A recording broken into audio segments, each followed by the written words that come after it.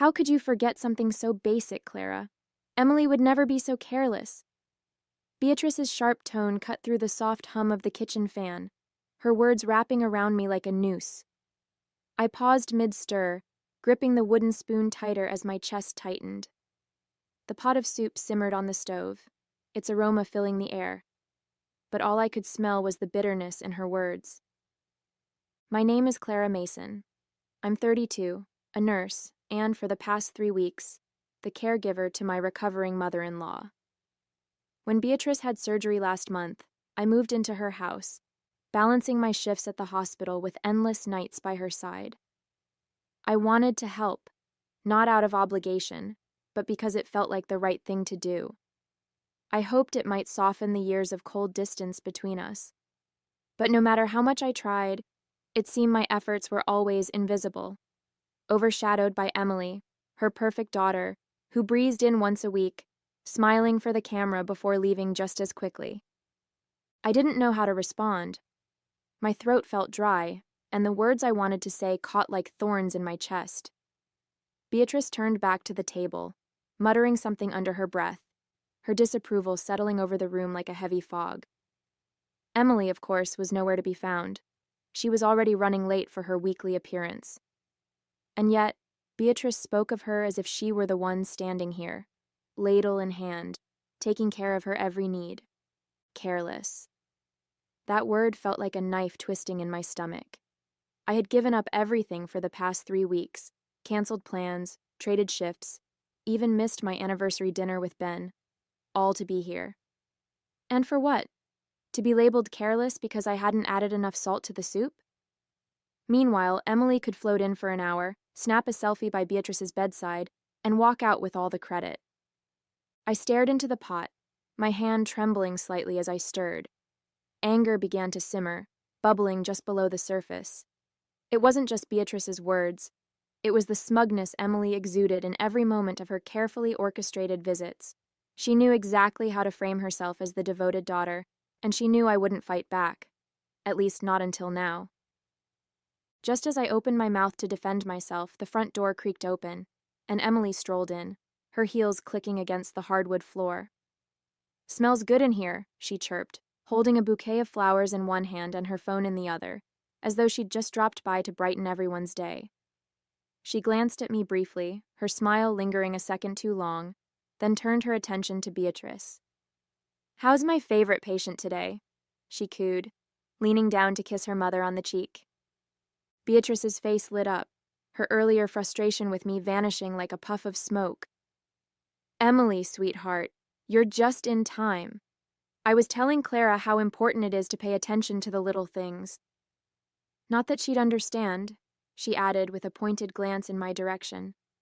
Emily set the flowers on the counter and let out a soft laugh. "Oh, Mom, I'm sure Clara's doing her best," she said, her voice syrupy sweet. She turned to me, her expression unreadable. "Don't worry, Clara. Taking care of Mom isn't easy. I've been learning that myself." I clenched my jaw, the words hanging on the tip of my tongue, begging to be said.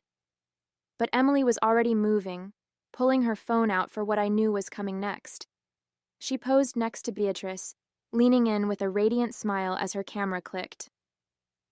"Just want to capture these precious moments," she said, her voice light, as if she hadn't just stolen the spotlight from everything I'd been working tirelessly to hold together. As Emily scrolled through her phone, probably selecting the best filter to enhance her devoted daughter persona, Beatrice sighed contentedly. "It's so nice to have both my girls here," she said, her gaze lingering on Emily. Though I'll admit, Emily always knows just how to make me feel special. My grip tightened on the ladle, the weight of her words pressing down on me. Both her girls? Special? I had spent the last 3 nights waking up every 2 hours to help Beatrice shift positions, prepare her medication, and ensure she was comfortable. Meanwhile, Emily's contribution amounted to curated snapshots and vague reassurances that she was always thinking of Mom. "Mom," Emily began, her tone casually breezy, "I was actually thinking of bringing you that herbal tea you love next week. You know, the one from that little shop downtown?" It's just been so busy at work, but I'll make time. Oh, Emily, that sounds wonderful, Beatrice exclaimed, her eyes practically glowing with pride. You're always so thoughtful. I couldn't stop myself this time. Thoughtful? I blurted, my voice sharper than I intended. Both Beatrice and Emily turned to me, Beatrice's brows knitting together in confusion. She drops by once a week to take a few photos and then disappears. I've been here every single day, doing everything I can to make sure you're comfortable. Emily's smile didn't falter. If anything, it grew wider, but her eyes flashed with something colder. Clara, she said, her voice calm and measured, I didn't realize this was a competition. We're all doing our part in our own way. Some more than others, I muttered under my breath, turning back to the stove. I could feel the tension in the room shift, but I wasn't about to let her patronizing tone get the last word. The moment the words left my mouth, regret washed over me. Even though I was right, I hated that I'd let my frustration spill over, that I'd stooped to making it sound like I was keeping score. It wasn't who I wanted to be, no matter how unfair things felt. Later that evening, I slipped into the guest room, shutting the door quietly behind me. I sank onto the edge of the bed, my phone already in my hand. Ben picked up on the second ring, his voice warm but distracted. Hey, everything okay? No, I said, the word tumbling out before I could stop it. I'm exhausted, Ben. I've been doing everything for your mom, everything, and she doesn't even notice. Emily walks in for 10 minutes with flowers and a fake smile, and suddenly she's the perfect daughter. Ben sighed heavily on the other end, the sound crackling through the speaker. Clara, you know how my mom is. She's always been like this. You can't take it personally. I know she's like this, I snapped, my voice sharper than I meant. But that doesn't make it easier. Do you have any idea what it feels like to be here, day in and day out, and still be invisible? I stopped, swallowing the lump in my throat. I just needed you to understand. Ben's voice softened, a hint of concern cutting through his usual practicality. Clara, maybe it's time to take a break. You've done more than enough. You've done everything, honestly. Why don't you come home for a week? Let Emily step up for once. I miss you, and you need to take care of yourself too. His words caught me off guard, the knot in my chest loosening slightly. The thought of going home, of sleeping in my own bed and being with Ben, was so tempting it almost hurt. But then I thought of Beatrice, her frailty, her stubbornness, and the nagging guilt in my stomach returned. I don't know, I said quietly. What if she needs me? She'll manage, Ben said firmly. You've been more than generous, Clara. It's okay to step back. You're not a bad person for putting yourself first for once. Ben and I lived 2 hours away in a small apartment we'd made our home over the last 5 years. When Beatrice's surgery was scheduled, I'd offered to move in temporarily to help with her recovery. Ben had wanted to be there too. He adored his mom despite her quirks, but his job was at a critical point, with deadlines he couldn't ignore. He'd called every day to check in, always asking how I was holding up, but I knew it weighed on him that he couldn't be here to share the burden. As much as I missed him, I couldn't blame him. He was doing the best he could, just like I was. I sighed, gripping the phone a little tighter. I don't know, Ben, I said finally. It's not that I don't want to come home, I do. I miss you, and I'm exhausted. But I can't just leave her like this. She still needs someone here. There was a brief silence on the other end before Ben spoke again, his voice calm but firm. I get it, Clara. You care about her, even if she doesn't always show it. Just think about it, okay? You've done so much already. It's not selfish to take care of yourself, too. I'll think about it, I said quietly, my throat tightening. I promise. It felt like the right thing to say, even though I wasn't sure if I could really let myself walk away. The next morning, I found Beatrice in the living room, sitting upright in her chair with the television on low. She didn't look up as I entered, her attention fixed on a weather report. I hesitated, wondering if I should start the conversation with a simple, "Good morning." But before I could speak, She turned to me with a pointed look. Clara, she said, her tone already laced with irritation. I couldn't help but notice how late dinner was last night. It's not good for my digestion to eat that late, you know. I blinked, taken aback. Dinner was ready as soon as Emily left. I thought we agreed. Yes, because you didn't have it prepared earlier, she interrupted, her words sharp. When Emily is here, everything feels more put together. She doesn't need to be told what to do. I clenched my hands at my sides, biting back the words I wanted to say. Emily stayed for less than an hour, I replied carefully. She didn't even stay for dinner. That's not the point, Beatrice snapped, leaning forward slightly. Emily knows how to handle herself. She doesn't wait for me to tell her when or how to do things. She's considerate. I let out a slow breath, trying to keep my composure. I've been here every day, Beatrice.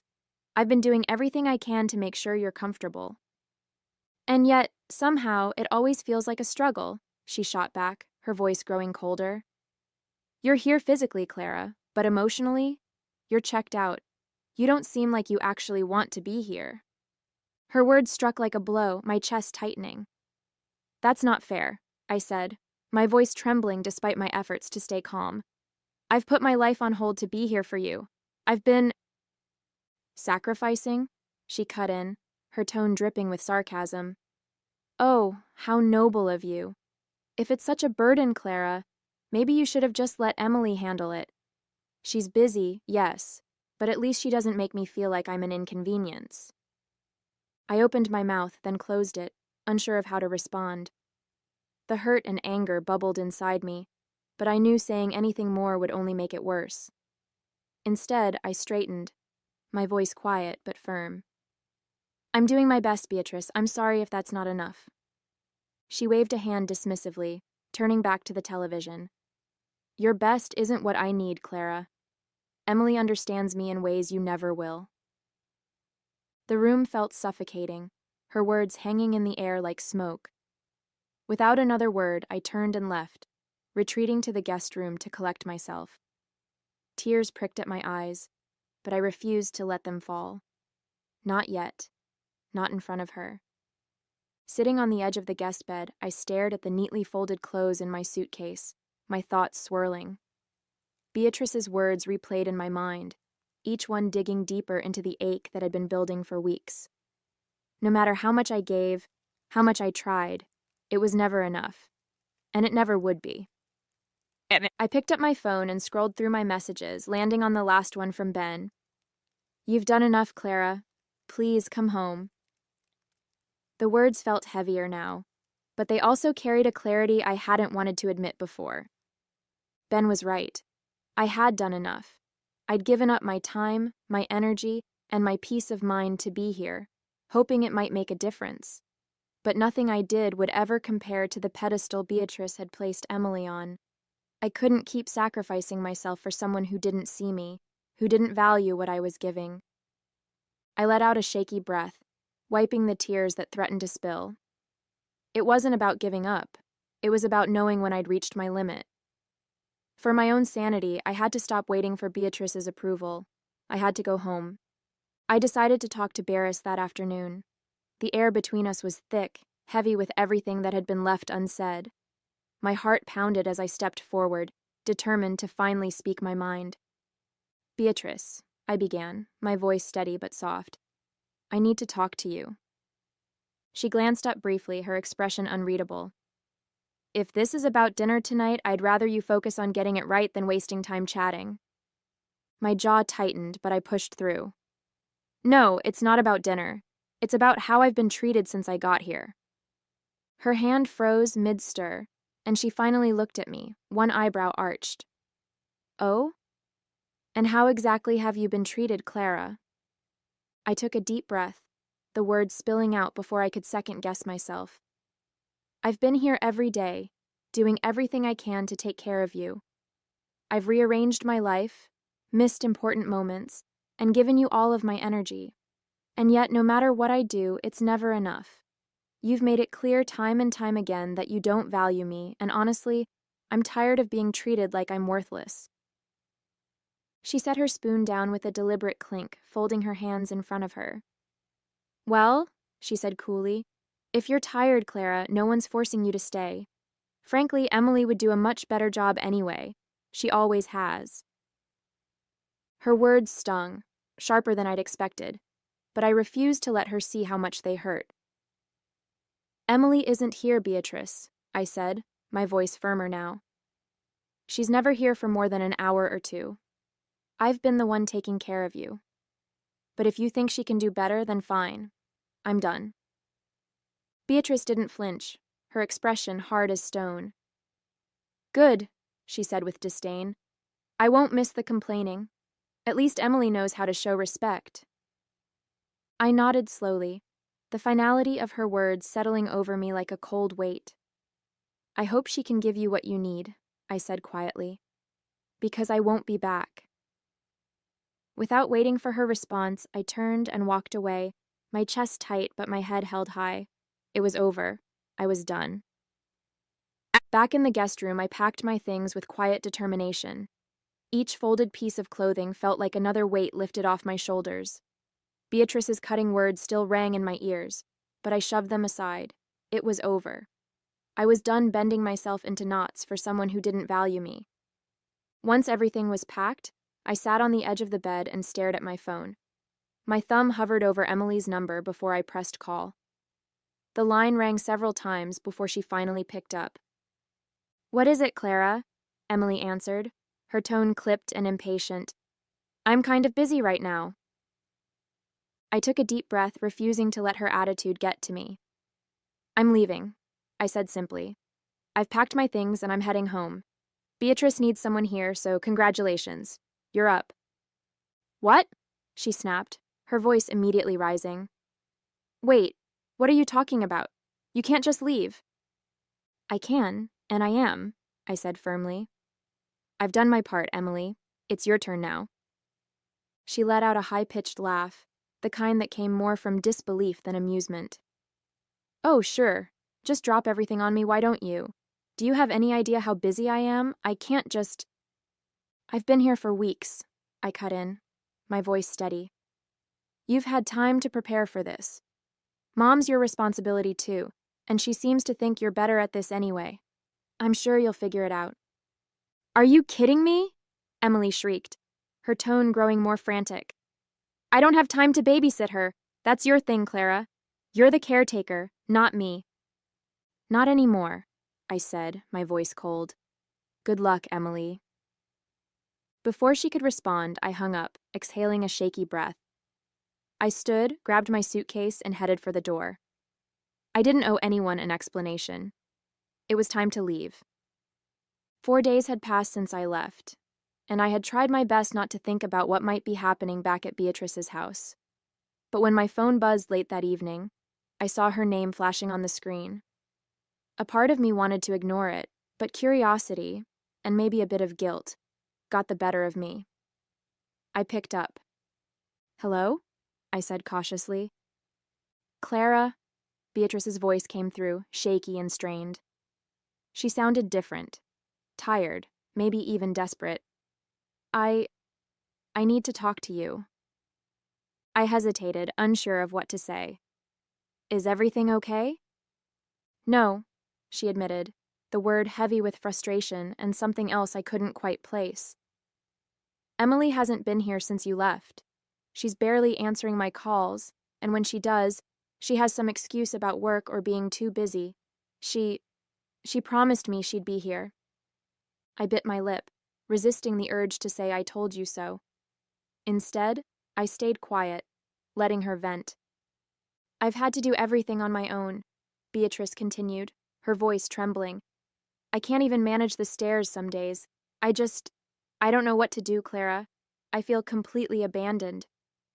Her words hit harder than I expected, stirring a mixture of emotions, sympathy, vindication, and a lingering ache of resentment. She had treated me like I was nothing, and now she was realizing what it meant to truly feel alone. I'm sorry to hear that, Beatrice, I said finally, my tone neutral. But I warned you this might happen. Emily's good at saying the right things, but she's never been the one to follow through. There was a long pause, and for the first time, Beatrice's voice softened. I didn't think she'd just leave me like this. I thought she cared. I stayed silent, not wanting to twist the knife. Beatrice was finally feeling the consequences of her favoritism, and while a small part of me felt justified, another part of me couldn't help but feel sorry for her. I took a deep breath, clutching the phone tightly. Beatrice, I'm sorry you're feeling this way. I wouldn't wish this on anyone, I began, my voice quiet but steady. But I can't just come back. Not right now. What do you mean, not right now? She snapped, her tone immediately sharp. I mean, I can't drop everything again to move back in, I said firmly, though my heart ached as I spoke. Beatrice, you treated me like I was nothing when I was there. I gave everything I could, and you made me feel like I didn't matter. I can't put myself through that again. Her response was immediate and furious. Oh, so now you're going to hold a grudge, are you? She yelled, her voice rising. You think you're so perfect, Clara? You think I didn't notice the mistakes you made while you were here? Don't act like you're some martyr. You've never been good enough for this family, and now you're proving it. Her words hit like a slap, but I kept my voice calm. Beatrice, I'm not saying I'm perfect. I know I made mistakes. But I tried. I gave everything I had, and you never saw that. And now, after everything, you expect me to come back as if none of that happened? She let out a bitter laugh, her tone dripping with anger. I should have known. You're just like everyone else, selfish. At least Emily would never abandon me like this. Emily already has, I said quietly, the words hanging in the air. There was a stunned silence on the other end before she exploded again. Don't you dare talk about Emily like that. She has her reasons, unlike you, who's just looking for an excuse to quit. Tears welled in my eyes, but I refused to let them fall. I'm sorry you feel that way, Beatrice, but I can't come back. Not like this. Before she could yell more, I ended the call, my hands trembling. The weight of her words sat heavy on my chest, but I knew I couldn't go back. Not now, and maybe not ever. 5 days passed, and I tried to move on, pushing the memories of Beatrice's anger to the back of my mind. I was starting to feel a sense of peace again, though it was fragile, held together by long walks and conversations with Ben. Then late in the evening, my phone buzzed. It was her. I stared at the screen for a moment, debating whether to answer. With a deep breath, I picked up. Hello? Clara? Beatrice's voice broke on the other end, shaky and filled with tears. Clara, I'm so sorry. Her sobs were raw, her words tumbling out in fragments. I don't know what to say. I've been sitting here thinking about everything, and I can't believe how awful I was to you. You didn't deserve any of it. I don't even know why I acted like that. You gave so much, and I threw it back in your face. I sat down, stunned. Beatrice, I started, but she cut me off. No, let me finish, she pleaded, her voice trembling.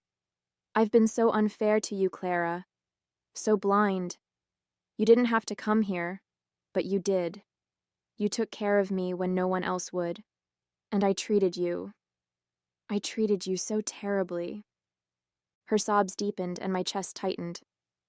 I regret it so much, she choked out. Emily hasn't been here in days, and now I see it. I see what you were saying all along. I need you to know how sorry I am. I didn't deserve your kindness, but you gave it anyway. Tears pricked at my eyes, her sincerity cutting through the pain I'd been carrying. I took a deep breath, steadying myself. Thank you, Beatrice, I said softly. That means more than you know. I don't expect you to forgive me, she whispered, her voice cracking. But I had to tell you. I'm so sorry. I sat in silence for a moment, letting her words sink in. I'll need time, I said finally, my voice gentle but firm. But I appreciate your apology. It's a start. It is, she said, her sobs quieting. I'll try to do better, Clara. I promise. When the call ended, I set the phone down, my heart heavy but lighter all at once. For the first time, it felt like there was a path forward, however slow it might be. After Beatrice recovered, everything was different. She treated me with kindness and gratitude, her sharp edges replaced by genuine warmth. Each visit was lighter, filled with moments of connection instead of tension. Beatrice went out of her way to show her appreciation, and while the past couldn't be erased, it no longer weighed us down. For the first time, I felt truly valued, and that made all the difference.